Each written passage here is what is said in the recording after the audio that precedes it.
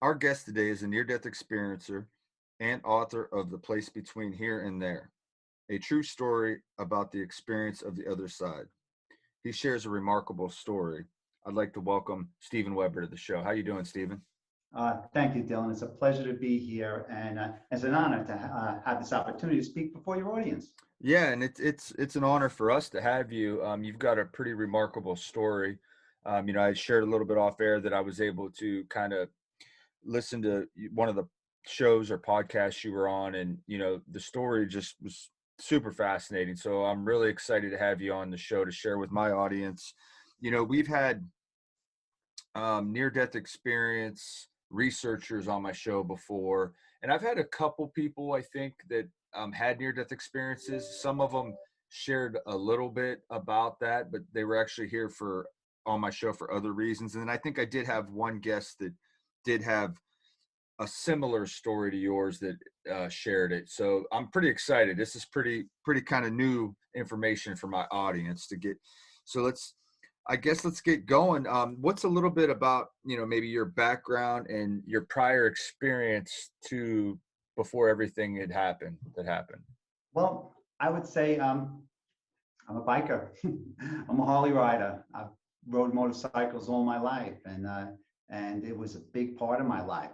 But I'm also a computer guy. I'm into computers. I like technology, and I'm a father. And those were the three things that I was focused on in life, and that was my focus. I was a zero on a spirituality scale. I was definitely a beer and hot wings and rock and roll and Harley Davidson type person. It's just who I am. And and so having this type of experience is something that I never expected. And but also it's a grace which I've come to understand and accept with a whole and open heart. And so yeah, I was a zero on the spirituality scale. I was a biker. I just wasn't my world. And then when this happened, everything came upside down. My world changed in many ways, in such a positive way. It almost sounds like it might have maybe even humbled you some. Humbled, yeah, definitely. My wife would also perhaps say I have a lot of improvement in that area to go as well. Very good. But so no. So in all seriousness, is that no? It's definitely humbled me, but humbling isn't the right word. It's really enlightened me to some of the things that are really, really important in life. But it's more than just saying, oh, well, Steve, you value life more. No, it's not that. It's because when I was in that place, as I gained an understanding about life and about people and our purpose, and it made so many things seem so much clearer to me. It really, it really was the most beautiful thing that I could experience, not only for there, but for here too. There is a beautiful place, and here is a beautiful place. And that's part of what I'd like to share today with you. So going into the experience, again, you had a zero on the spiritual scale. And what exactly happened? Can you take us kind of through the moments, or maybe Yeah. just prior to what happened into what happened? No, it's just going out.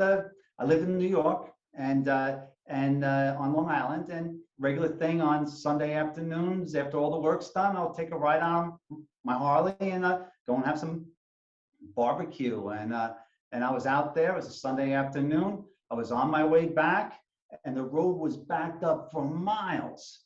And there must have been some sort of emergency construction going on. So I got on the side of the road because people were driving on the shoulder to make a right-hand turn up ahead. And so that's what I did.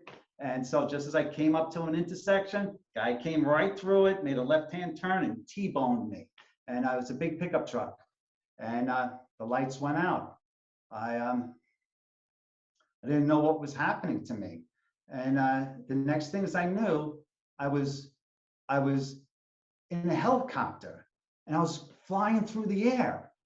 And I was landing at what I then recognized was Stony Brook Hospital, one of the most premier trauma centers in the world. If I was brought anywhere else, I would have been done for. I mean, definitely. And at the time, I would have been very upset about that. Now, I'm okay with those kind of things.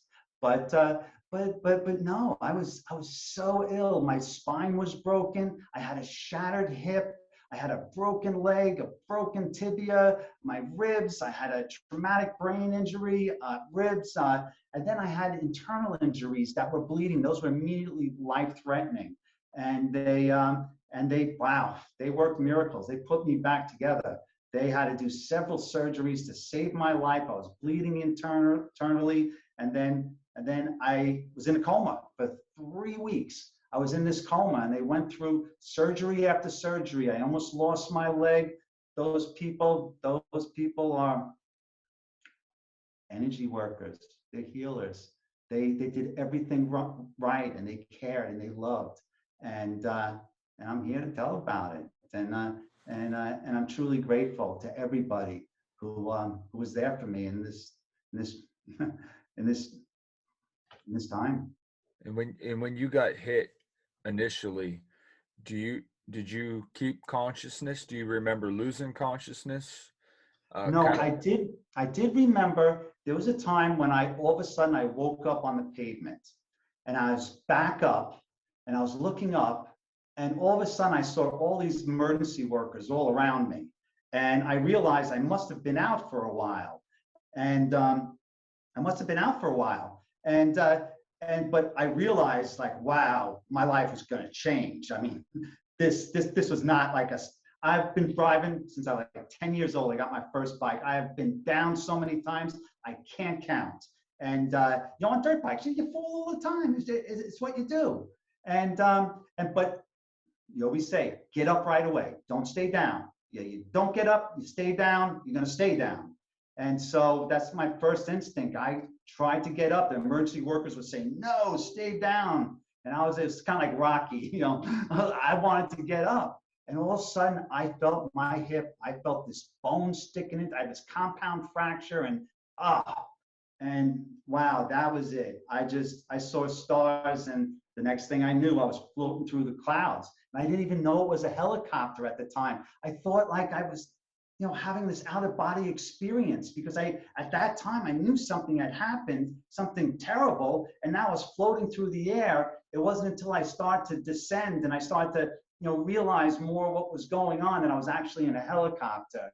And that was going to be the beginning of what was this tremendous journey. Wow. And I mean, was there a lot of pain initially, or was it just, your endorphins and everything going on, and you were kind of so out of it that you really wasn't aware of? I mean, it sounds really painful. Um, the only time I remember pain at that time was when I tried to get up. That was like, and then I don't remember anything after that. Maybe I passed out, but wow, that was like, I couldn't describe it. But Well, other than that, no, I didn't feel anything. and then from there, they induced a coma, or you went into a coma? Yeah, they induced a coma because of the extent of my injuries.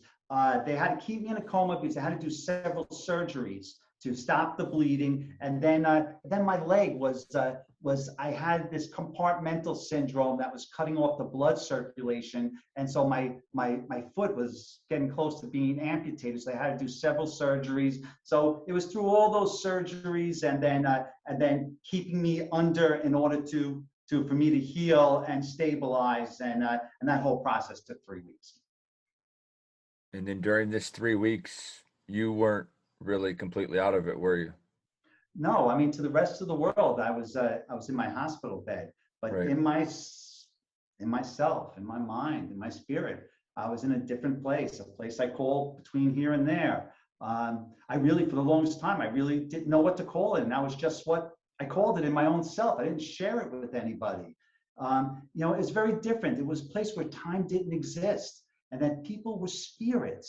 But I could see those spirits and I could feel those spirits. And I learned so many things about humanity and the universe and why we're here and the true purpose of life. And this was all part of that beautiful near-death experience. It revolved around three different areas. The first area was where when I first learned the language of the universe. But really what I was doing is I was syncing with the Akashic record, all that is. I was sharing all of my knowledge with what all the knowledge that was out there, and I was receiving a lot of the wisdom from the universe. That was the first place. The second place is that I was in this life review where I reviewed my life over and over again to determine, to figure out the lessons in my life, the things that I could still learn, and all the things that had gone by. And then finally, in the third area, is that I learned I was giving a test. And that test was, it was to determine where I was going to be, is if I was going to stay in spirit or I was going to return back to earth in my physical body or perhaps in another earthly incarnation. And that's where my whole experience lied around, those three places. It's centered around in a work-like setting, in a recreation-like setting, and in a business-like setting. And I could explain all that in detail. Now you said it was like a test. What you like? How so? I mean, I get what you're saying. Like they were kind of testing to see whether, you needed to go back and have more experiences in this lifetime, or whether, you know, you were not gonna you were gonna move on to other things. But what what was the test like? Let me explain. And Dylan, in order to explain the test, is I have to explain what comes before it in order to really see it in context and the way that I saw it. So if you're good with that, it'll probably take me a good half hour to explain it, if it's okay. All right. Yeah, yeah, go for it, please. Okay. So in the first place, it, when I said that I learned the language of the universe or I received the wisdom of the universe, it wasn't that, I was sat at a table and someone said, okay, Stephen, here's the book, here's chapter 1, read this, that's your first lesson. No, it was nothing like that. In a yoga that I practice, Kundalini yoga, we call it Om Namo Gurudev Namo. It means you honor your inner teacher.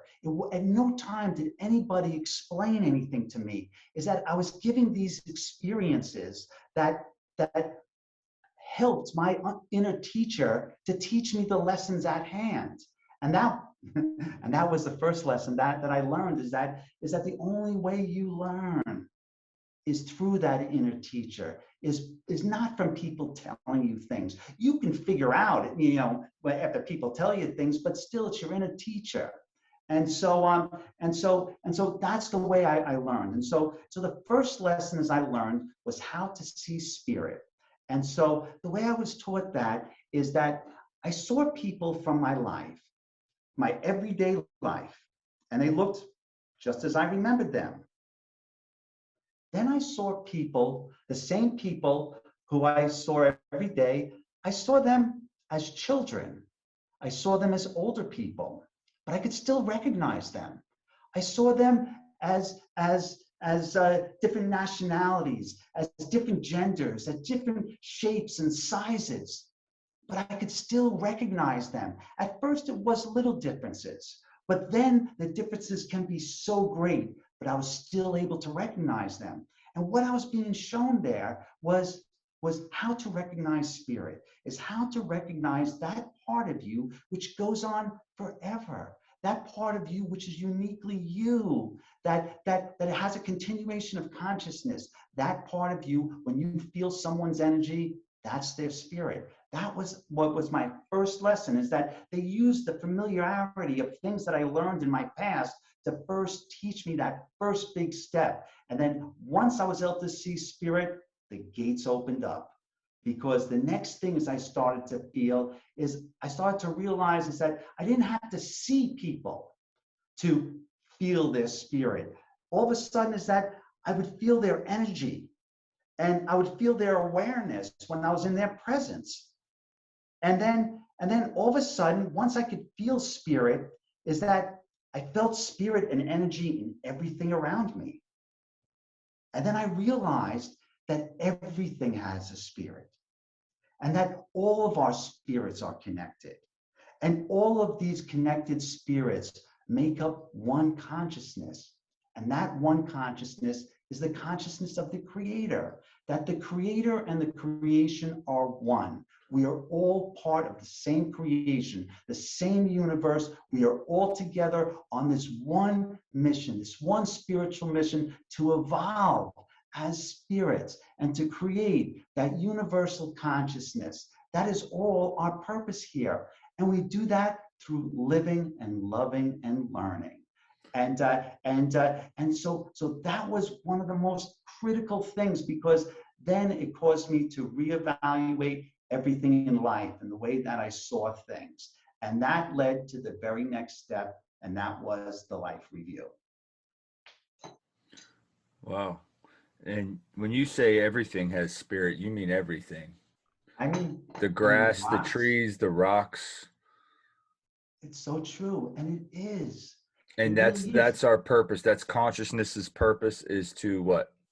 Is Well, to I want to talk about that, and I want to save that for the end, Yeah, because go ahead. Go ahead. because to pull it out of Absolutely. context, yeah, if it's okay, and then what happened is that now I've learned these lessons. I've learned that everything has a spirit. The creator and the creation are one. That we're all connected, and that we learn and grow through our experiences.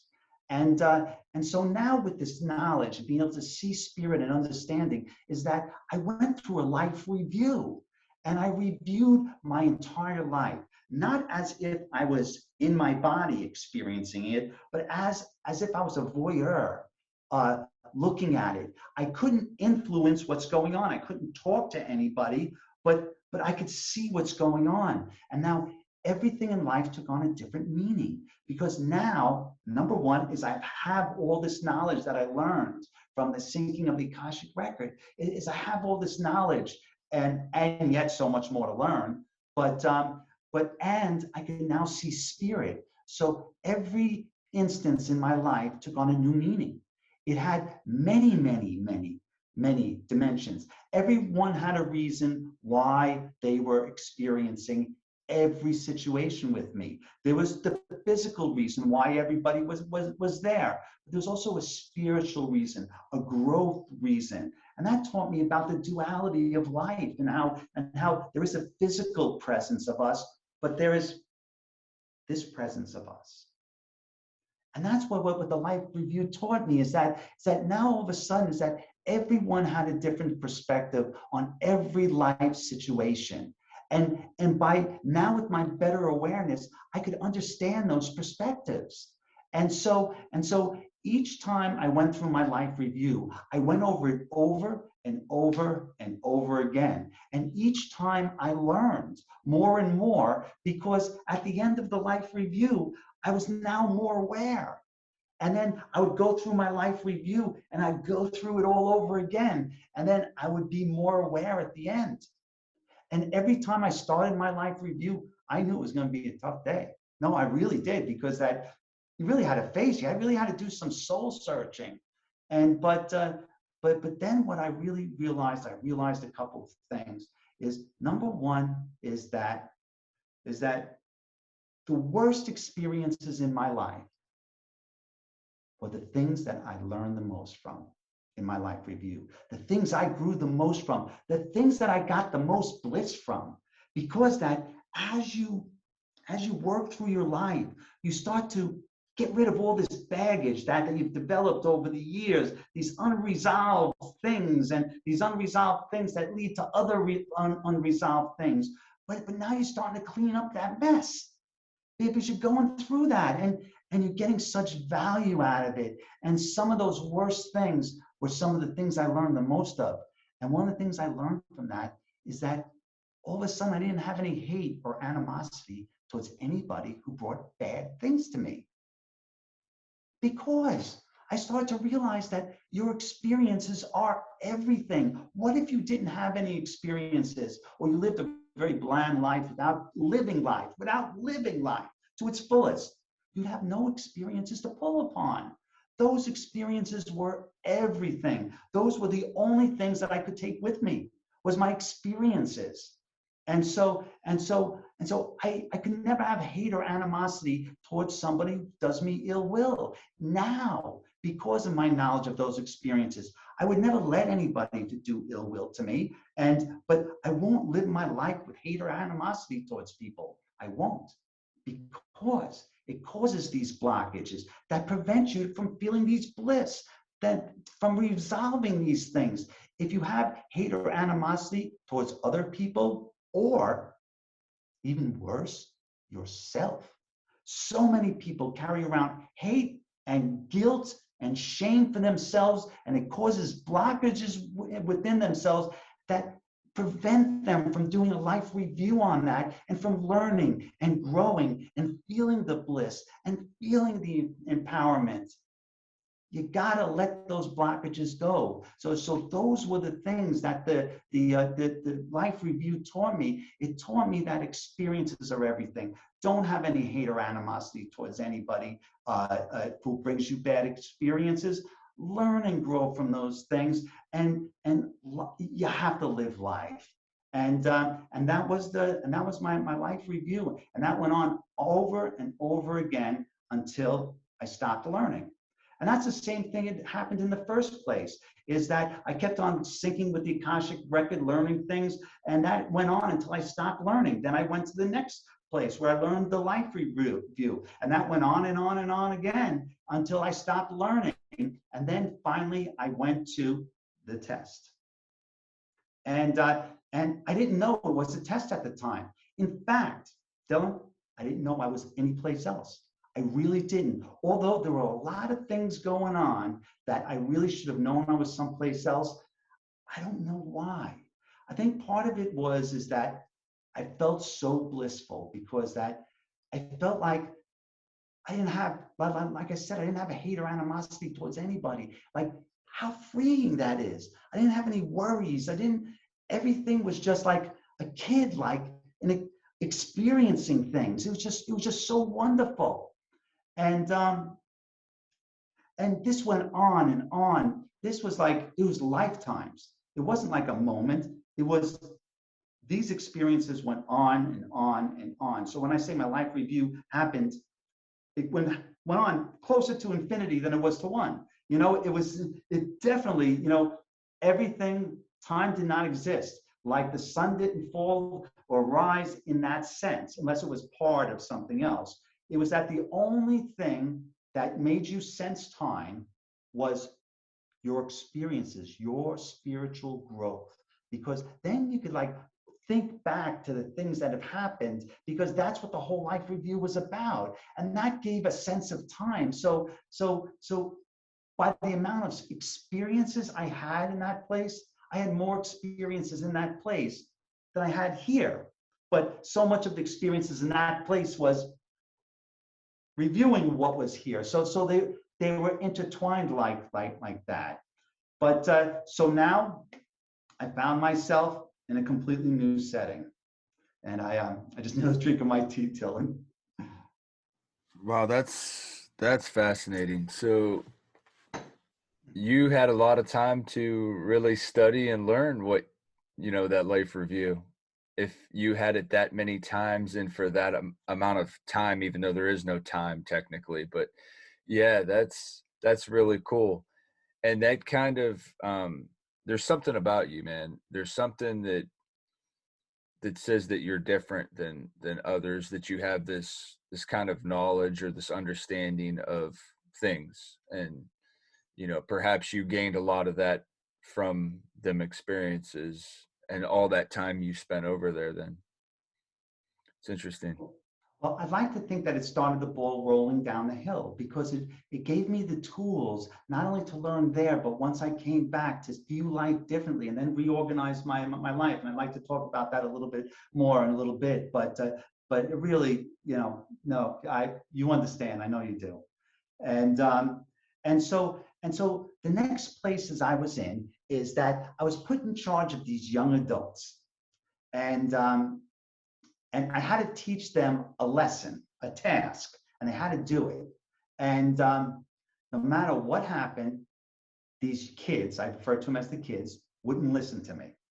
And so no matter what happened, I would receive my instructions. I would get with the kids. I'd give them their instructions. They would be all excited. And then when the boss would leave, they would scatter. And I wouldn't know where they were. And then a while later, they would come back and they would be like, nothing's wrong. And no matter what I did, I couldn't get the kids to listen to me. And I tried everything. I tried bribing them. I tried anything you would do, like with your kids. I divided up teams. Go team, red team. Okay, everybody. Rewards, this, that, and the other thing. I tried all these things, and I couldn't get them to listen to me at all. They wouldn't do nothing. And then finally, I was at my wit's end. And so I went before the boss, and I realized some things this time when I stood before the boss, is that I felt an awareness. I felt an energy. I felt that I didn't know what had happened to this person, but I knew how they felt about it. I knew about their awareness. And it was almost like just standing in their presence. It wasn't like they were telling me things. It was that all of a sudden, like, I now had a new understanding, like new strength, that I could run things and think of new things, like to solve my problems. And it was that time that I was standing in front of him that I realized that I was looking at myself, not myself, Stevie Weber, but my higher self, that part of me that is always in spirit, that your infinite spirit. What does it do? Does it just come down here and or just part of your spirit, always in spirit, and just part of you comes down? That's what I felt, is I could see that I was just a small part. That's why I could see certain things. And that once I stood before my higher self and I realized these things, then I saw the kids. I saw the kids in a different light now. And first off, as I noticed, I started to see like an energy around everybody and everything. Like I started to feel that energy was reflective of their awareness. And I started to see it like almost like the way you see someone's hair or someone's what they're wearing. It's just a very matter of fact thing, but also not, I don't know, it was a hate. I could go into a little bit more later, but it was very powerful. But now I could see the kids, and no, I was just shown how to see spirit. I was taught all these lessons. I was taught this life review, and now I was given this task to shepherd these young children into their first human incarnation. And all I did was see them as dopey kids. I was given all this knowledge, all this understanding, and really that's what I was there for. These were spirits who have yet to have a human incarnation. And it was that I realized that your spirit grows and develops over different incarnations. You've always been, but you grow. You grow and you learn through your experiences, and you have different incarnations. And being a human is one of the top incarnations, the top human experiences where you've learned how to love and how to care and how to understand things. And you go into that next spiritual step. And I was there to shepherd them into that next spiritual step. And that's where I failed. But sometimes in failure, this is another important lesson that I learned, is that the lesson can be learned just as effectively as in success. That's another important lesson that I learned there. But there was this one person there. There was this lady there at that other place when I was taking care of the kids. And she had this beautiful energy, and she prayed all the time. And I could hear little bits of what she was praying, but really what I felt was this love and this energy. And it was distracting in the sense like it almost took me away from the kids. I didn't understand because everybody had a purpose there, and I didn't understand this lady's purpose, and and it was upsetting to the kids, and it was odd because I went to my higher self at that time, and I asked what she was doing there, and my higher self said that she was invited. That was it. And I didn't think of that for a while, but that made a whole lot of sense later on. But then I left that place, and then finally I come from a town in Kings Park, Long Island, called Kings Park. It's a, I don't know how else do you say it? We're a working class town, and we all hang out together. We're a small town. At the end of every day, everyone goes to the bluff and watches the sunset. Drinks out of, some people drink coffee, some people drink out of red Solo cups that's not coffee, and we all hang out, we talk about the day and stuff. And so when I was at this place, I ended each day, I use it loosely, at this place. It's called the Bluff. And we overlooked the Long Island Sound, we watched the sunset. And so I sat there with my two buddies, Joey and Johnny from Kings Park. They're both in their 70s, and Johnny broke his neck diving at the bluff when he was a kid, and he walked around his life like Frankenstein because he had a broken neck, and he was like this. And then Johnny, another great guy in church, he was like the voice of God. Like when he did the readings, it would be like, "And Jesus said," and the walls would shake. He was a great guy, and he had a little bit of a brogue. He was from Central Casting, and he had diabetes, and he had he struggled with a lot of infections in his legs and stuff, the way diabetics do. And so I would watch the sunset with them with sunset like 1,000 times. And then as time went on, for the first time, as I realized something, is that I realized Johnny and Joey are both dead. And that was the first time that I realized that, is that they can't be here. Like how could they be here? Is that they're dead. And that just reverberated in my mind for a long time. And so each time I saw them and we watched it, I would think to myself, I have to ask them, what are they doing here? And but for some reason, I didn't feel like I didn't want to ask them that. I felt like, I don't know, like that was forbidden. I mean, up until this time, I had challenges and stuff, but this was the first time that I really felt anxiety. And because I felt that like all of a sudden, like I don't know, like things were changing. And all of a sudden I felt this urgency going on. And so each time I sat with them and we watched the sunset, I felt like this urgency, like ask them, ask them, ask them. And I was like, I didn't want to ask them. I think I haven't come to terms on why I didn't want to ask them. I think part of it was like up until this point, I was feeling such bliss. And I almost felt like, why didn't I know I was in someplace else? Like I didn't want it to stop. Like, I mean, I don't know. But then finally, I felt one day that if I didn't ask them now, I'll never get the opportunity again. And so I asked them, and they said they're here to make sure that I'm all right.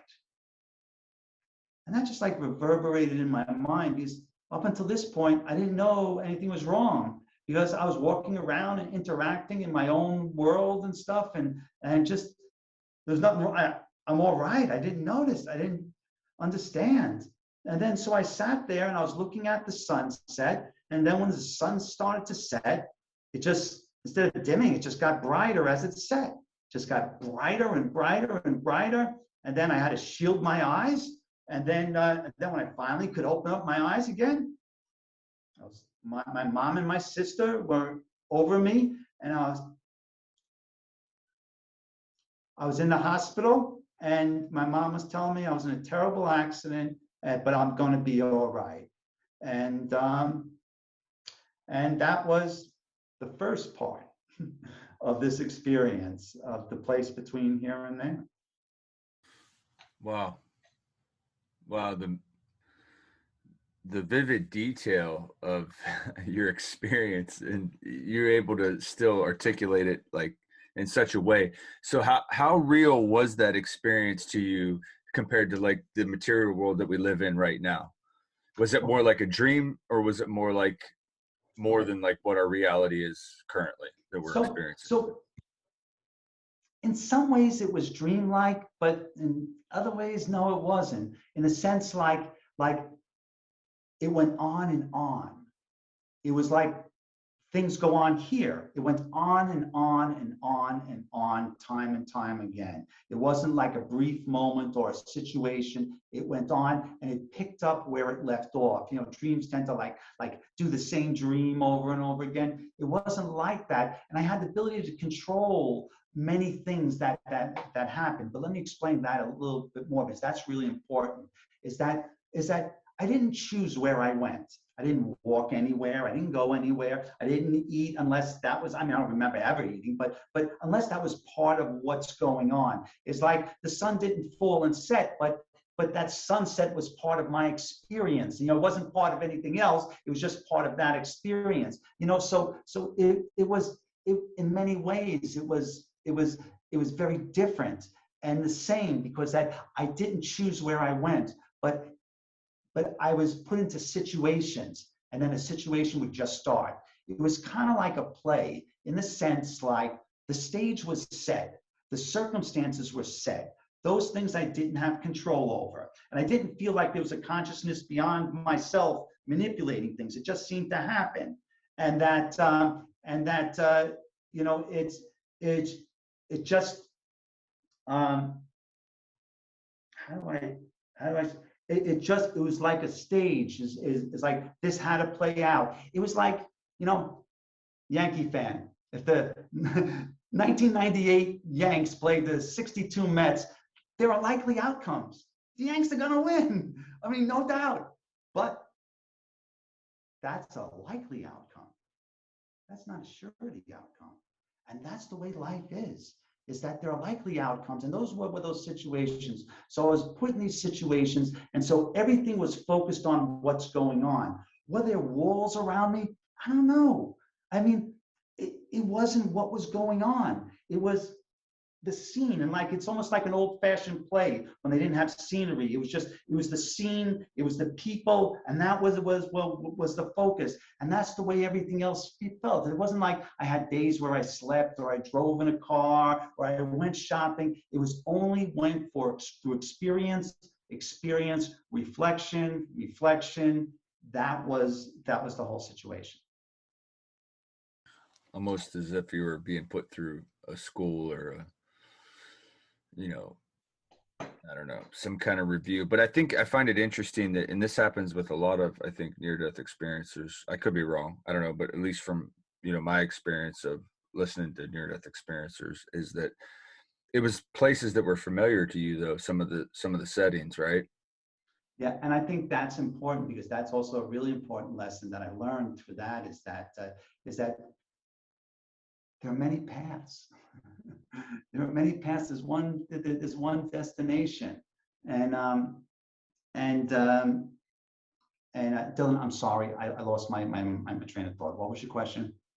Just that, a lot of the places that you experienced, some of the settings were ones that you were Oh, familiar thank you, with. thank Yeah. you, thank you. Because that's very important. Many paths, one destination, but it it's the same thing as that. I believe that the lessons that the people learn are the same, but the way they're taught to me is taught to me in order to appeal to my inner teacher. So if you are somebody, if you're like an engineer growing up in Taiwan, or a student in Australia, your experiences will be different, but the lessons will be the same. And so that's why I think it was very similar to my life, and many of the experiences were things that made sense, like the bluff, or like some of my interreactions with people. That's so true. I think that's important. Many paths, one destination. Now, did you meet anybody else that you knew that had passed on in that time, or just your two No, friends? no, but but there's something more I need to tell you, because I Okay. did meet somebody who is alive, and so I'd like to tell you a little bit more about that, if I could. Is that so? I want to pick up back into this. So I'm in my hospital room, and that I'm tied down, and I'm still coming to terms with things. I'm still trying to figure things out, and it's strange. You wake up and you're tied down and you can't move, and you're like, your first things, I'm like, what? I mean, it's a it's the first time I've been tied down with my clothes on before. It's like, I just like, come on, what's up? It took a long time, and just I didn't realize anything had really serious happened to me, because they had given me drugs and stuff, and that was something I thought a lot about later. Is that when reviewing this, is that for a long time, is that I, I had to come to terms with this experience. But one of the first things I remembered the lady who was praying. Is that now I could see spirit. I knew who that was. That was a friend of mine, Kathy. She was like one of my class moms. She was a buddy of mine. I was a stay-at-home dad. I was mom amongst 20 moms. She was one of my favorite moms. We collaborated together and stuff. But I felt her energy. I did. And so the first things I did, as soon as I got my phone, I texted her and I said, Kathy, I heard your prayers. And she said, you did? And then I texted her St. Jude. I said, you said the St. Jude prayer. And it was just like this really deep connection with Kathy, that I began to realize that perhaps Kathy and I had a connection that went beyond this world. Because I really feel, when looking back on that experience, is that person there, that was her higher self. And the fact that my higher self and her higher self were in this place together, and me and Kathy are here, but we're just kind of like friends. And Kathy is my co-author. And so like, how did this happen? And so after the accident, as I started to talk to Kathy even more than I did in the past, and because it was a tough recovery. My spine was broken. I couldn't walk. I had all these pins and screws in me, and it was just really, really tough. But Kathy was a good friend. She walked with me. We talked a lot, and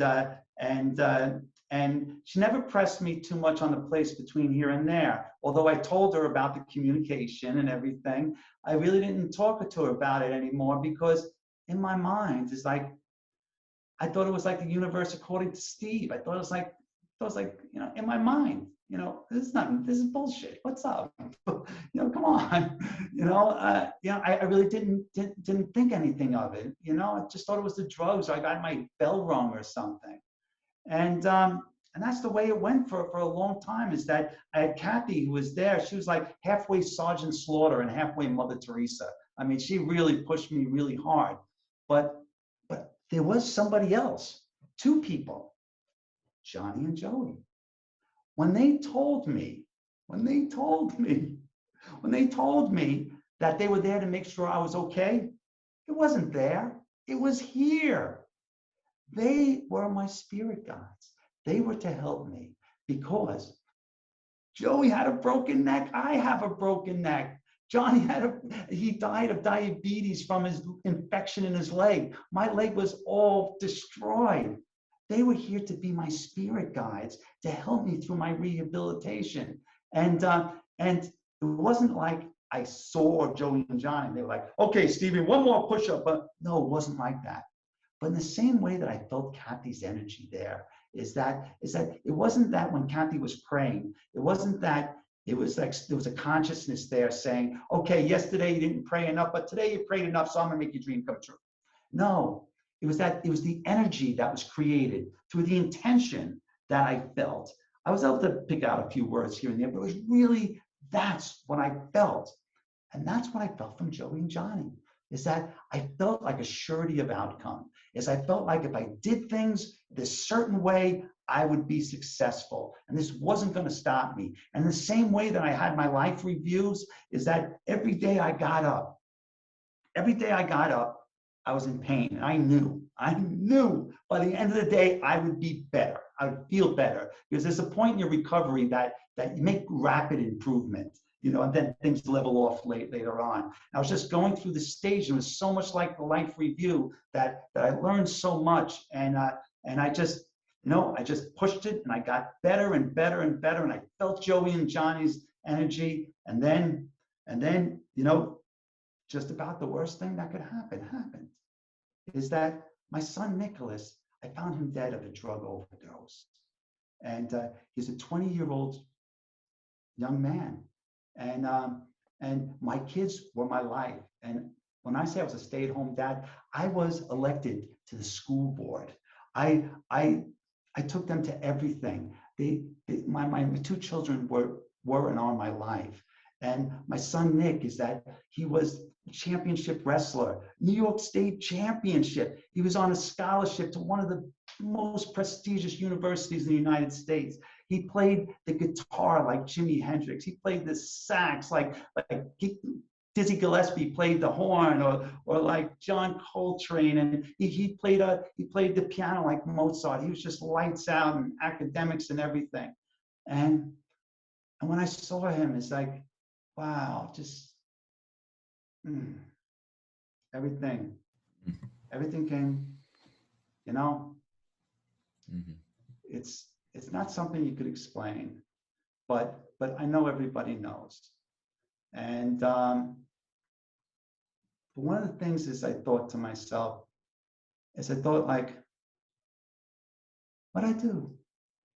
Yeah, okay, motorcycle's not so funny now, Steve. You're partying, beer drinking, hot wings. Yeah, it's so cool now. What are you the best role model? What did you do wrong? Like could have you done better? I roll all those things in my mind, and parents do that. They do. And I was struggling with that for a long time, for about a year. And one day I was hiking with Kathy, and she said, "Has Nick ever tried to contact you?" And I don't know. That pissed me off. It did. It got me angry because I had begun to have a deep affection for this lady. And she's, I'm struggling with the death of my son under such terrible circumstances. And she's asked me, my son ever tried to contact me? I'm like, who is this lady? Like, that is so unhelpful. But I didn't say any of that, because she just shows me such love, and she meant it in such a wonderful way. And I just thanked her. But now all of a sudden, she has me going all over Long Island, putting little statues of Saint Teresa everywhere, and putting like little prayer stones, like you take a pen and you write, God bless you, and put it down there, and you leave the pen, and then somebody else finds another rock and does that. And then all of a sudden, as we're walking around Long Island, we come across these little shrines, Saint Teresa shrines, she would call them, and each one was dedicated to my son. I would write the first one to my son and would put it down there. And then I'd come back, and then I would see like 20 or 30 rocks like the next week.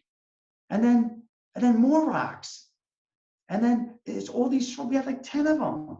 And then I started to see that everyone was leaving these little prayers. And that was for the first time that I realized that really I'm not alone in this world. That we aren't alone, that we all are connected. It's kind of like the Sting song, The Message in the Bottle, when he throws the message and thinking he's all alone, and 10,000 bottles come back. And in a strange way, that brought me a peace. And that was part of the steps that I went through to start to come to terms with things.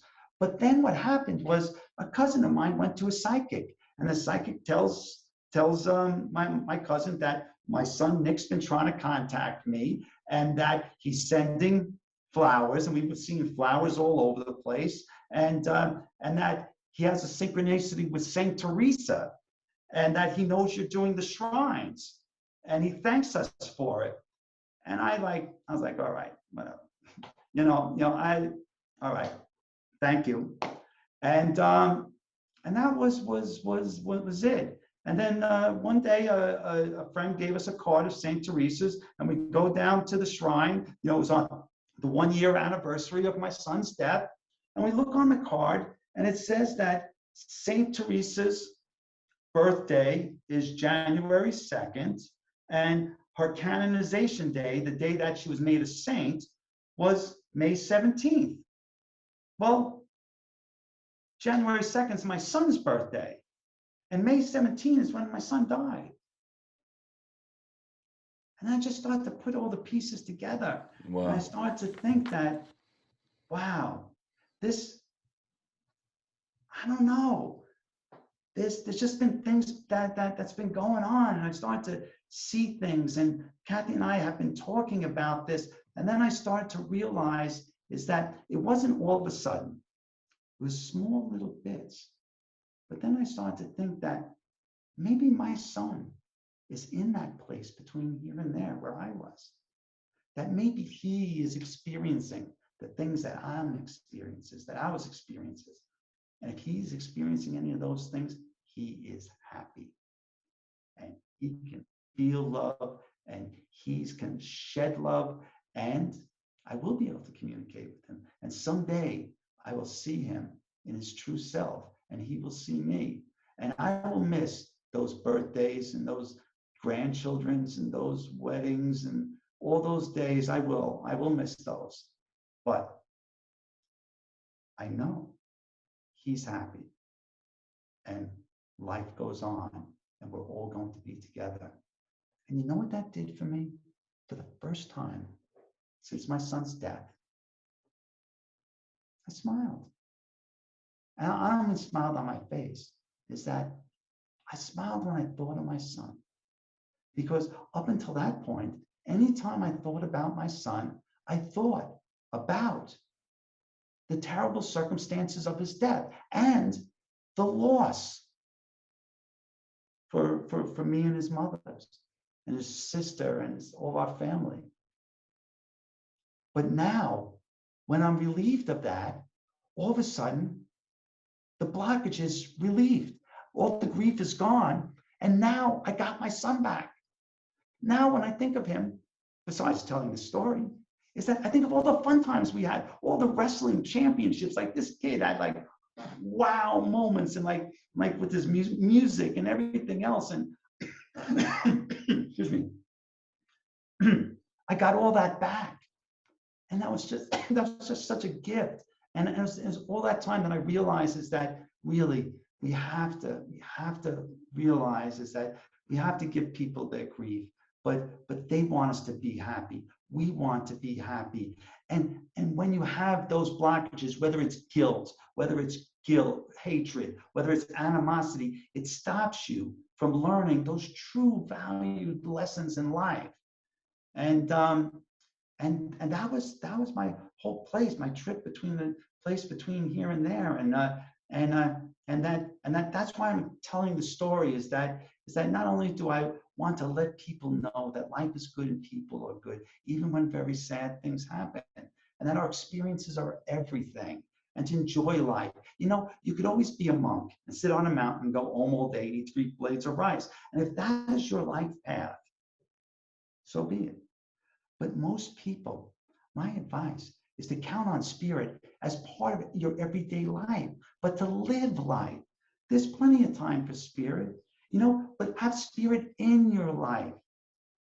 Be a good father, be a good mother, be a good friend. You know, those are the things that are so much value and that give you so much peace and love and life.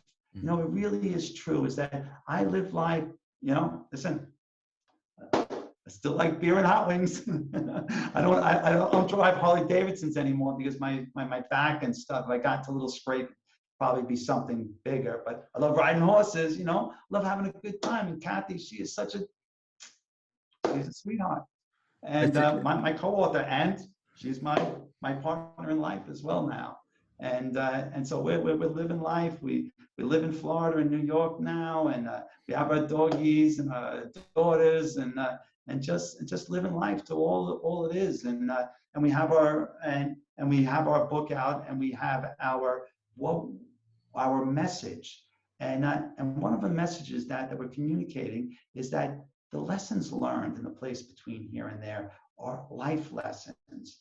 And so I want to share them with your audience. And just a summary, just some food for thought. Not, just for that time in the morning before you get out of bed, and you're thinking about stuff. And here are some of the lessons that I learned. Is that I learned everything has a spirit. I learned that the creator and the creation are one. I learned that your spirit has always existed. Maybe not in its current form, but it's always existed. I learned that that your spirit grows and develops over time, in the same way that the kids, and that I grew and developed over time. We all do. And that you also have a higher self that's in spirit that is guiding you, that is not preventing you from learning your experiences in life, but perhaps to give you that strength, to give that one step forward in order to learn that important lesson that's ahead of you. Life isn't about avoidance. Life is about action, seeking action, and learning and awareness. Experiences are everything. That's the only thing you can take with you. We can't have animosity towards others, or hatred, or guilt towards ourselves. That stops us from really learning and loving and enjoying life. Imagine all the guilt by the time you're 80 years old, you'd be carrying around. It's too much. I see it in sad in people's eyes. And then, nobody's judging your progress. No one's judging your progress is your bliss. The happier you are, the more progress you're making. Nobody's giving you a grade. You're in a teacher. Your happiness is your grade. And that everything in life has a dual meaning, in a sense, like the same thing with the life review, that I saw there was a physical reason why everybody's there, but there's a spiritual reason. And once I start to look more towards the spiritual reason, towards life, I have more patience for the physical reasons of life. It really is, because it helps me to understand the true value of things. And that there is no one central religion. It's a path to us, to the creation, to the all that is. And here's where physics and science, it's all the same in spirit. They're just talking the same different words for the same stuff. We're all stardust. We're all spirit. We're all the creator. We're all one. And then finally, the final message is, love is the ultimate mission. It is, but love is not just the warm and fuzzies. That's just scratching the surface. Love is the ultimate intelligence in the universe, and live and learn and love. And that's our message.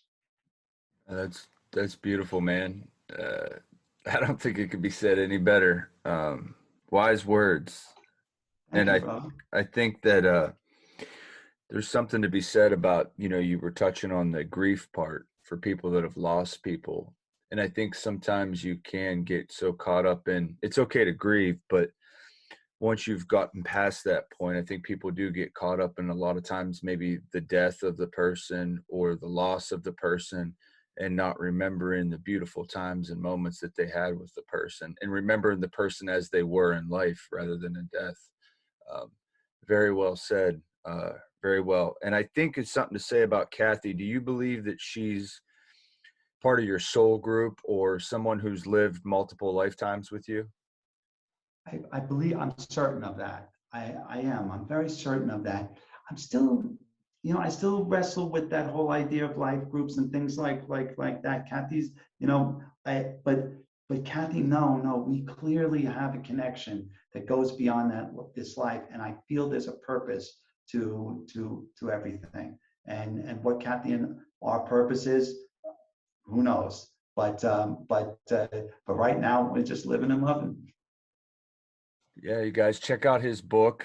The story is just Absolutely fascinating. And then you offer workshops, right? You got one coming up Yeah. this weekend, and can you tell us a little bit about the workshops and kind of the Yeah, work you let guys me are tell you, doing? the name of the book is The Place Between Here and There. It's a beautiful near-death experience. And we talk about many of the things we've talked about here, but a lot more detail. And the workshop is as this health crisis tends to we tend to recover from it. It's we go to different places and we give a whole workshop on the place between here and there. And the way that we look at it is that we look at it as a cleansing. Is that in the beginning of the workshop, we accept all the energy in from all of the people there, all the reasons why they're there. Some people are grieving, some people fear death, some people are anxious about things that are going on in the world, or some people are just curious, or there's so many reasons why people are there, but some people are there because they're hurting. And so we take that energy in and we process it through the whole experience. And then we use the gong. I have a gong behind me if you're viewing it. And that we do this beautiful meditation that's like an hour long where people rest and relax and try to connect to their higher self and that place between here and there to try to get that state of mind, that clearness of vision, perhaps in the way that when I stood before my higher self, like it gave me a certain clarity. And through the meditation, we're hoping that we could help people to get to that clarity, to get to that spot. And that's what the workshop is. It's a labor of love, and I really do enjoy it so much. That sounds amazing. And I love how you mentioned meditation. Just real quick for the listeners, and I do this often with people who talk about meditation on my show. Can you touch briefly on just the importance of meditation and some of the things that it does? Sure. Now there are many different types of meditation. And the meditation that we do is that we use the gong. And the gong has a vibrational frequency that you can feel because you're in the room. You can't do it over the internet. It has to be live. And so once you're in that presence, it the vibe relaxes you, calms you down, and enables you to clear your mind. Because that's the key, is that you really want to take away that mind chatter. And that's all the things that are going on in your world. Because once you start to clear your mind, then some of the solutions to things in your life or just the universe may come to you, or you just might feel better. It relaxes you, it regenerates you, it clears your state of mind. I tell you, I bet you two things I'm certain of. If people meditated and they fished, nobody would do drugs. Yes, very good stuff. No, it's true because It's that true. even now, I remember the first time I caught a fish. I still get the same exact excitement. It never wears off. It's Yeah. not even a jinx. I just jump up and down, except when my brother tickles the end of the pole and I think I got a fish. But other than that, I get I love pretty it. tight. I But love it. Dylan, I want to say just one. Do we have 5 minutes? I can mention one Yeah, one yeah, other small thing. yeah. Is Go for that it. is that and this didn't happen until we were at the very end of writing the book. We came to this realization that we wanted to share this, and that so Kathy and I, we've never written anything before in our lives, but we really wanted to tell the story in a real person's way. Really. And just, you read these books and they're all in the sky and you read it, your eyes, I can't follow it. This is a true story about Kathy and ours and this beautiful experience, but it's about real people, regular people. It's written in regular English. And Kathy makes fun of me the whole time because I'm a stubborn guy. I am. And this whole time she's trying to convince me that these things, they're real. And I ignored everything. And so it's a lot of fun. It really is. But it wasn't until at the end of the book that Kathy and I were going on walks on the beach, and with the health crisis is going on. And so Kathy liked walking on the beach, and she likes Saint Germain, and Saint Germain has the violet flame, and it's a lot of stuff a lot of stuff to go into. But she does these healing meditations, and she looks for affirmations from Saint Germain that he's hearing her requests or healing meditations for the world. So first off, if it wasn't for Kathy, things would be worse. But let's get past that. So now we're walking on the beach, and so Kathy says she wants some violet beach glass because violet flame, violet beach glass, beach glass, it washes up and everyone loves it. Violet beach glass is very rare, but that's going to be her affirmation about her healing meditation.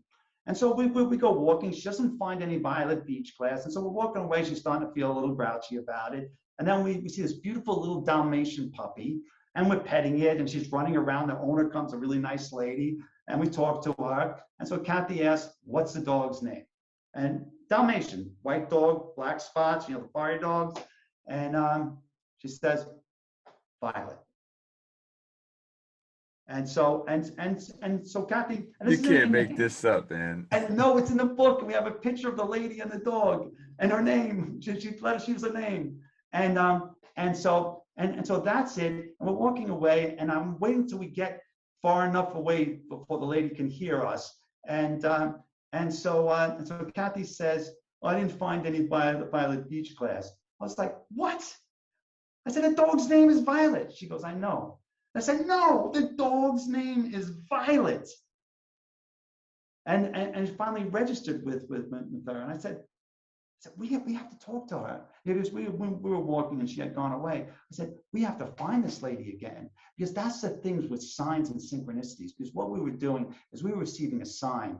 And one of the first things about communication from spirit is you can go to a reputable psychic and have them tell you, or you can look for signs and synchronicities in your world. And one thing is that you could go, wow, and that's cool because that you're starting to recognize signs and synchronicities.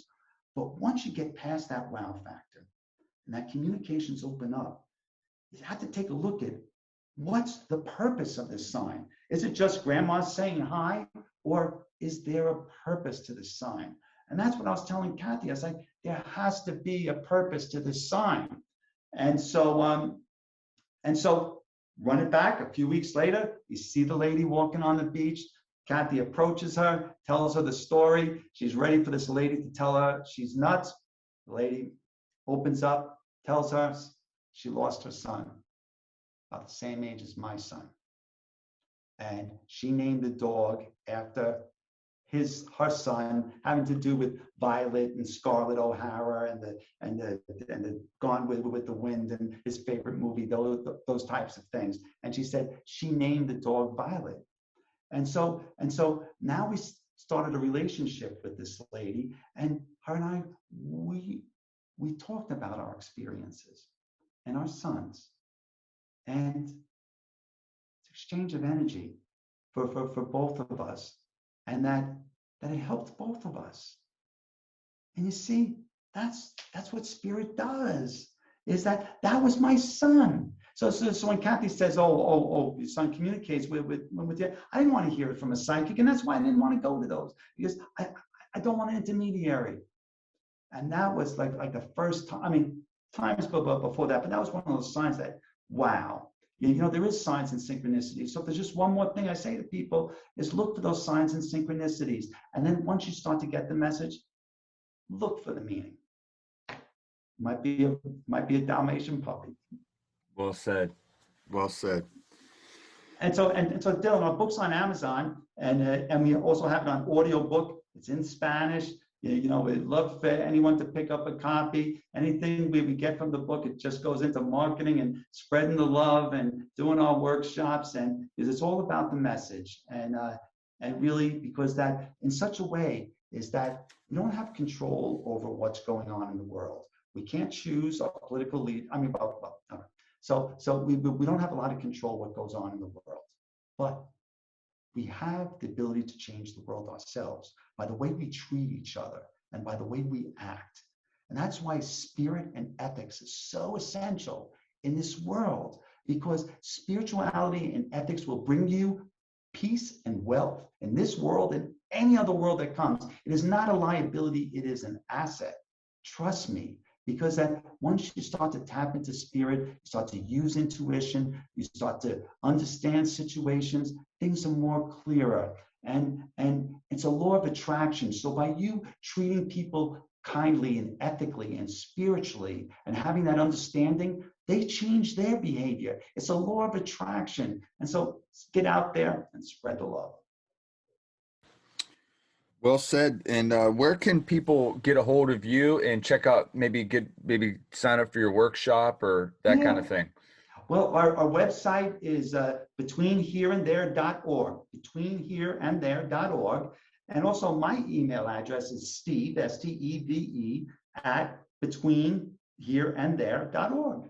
And all the information's there. And then we have plenty of videos and other materials. So and then also this is very important is that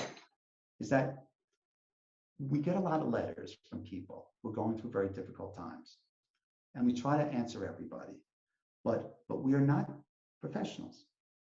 We are just sharing our common experiences, and it's something that's very meaningful to us.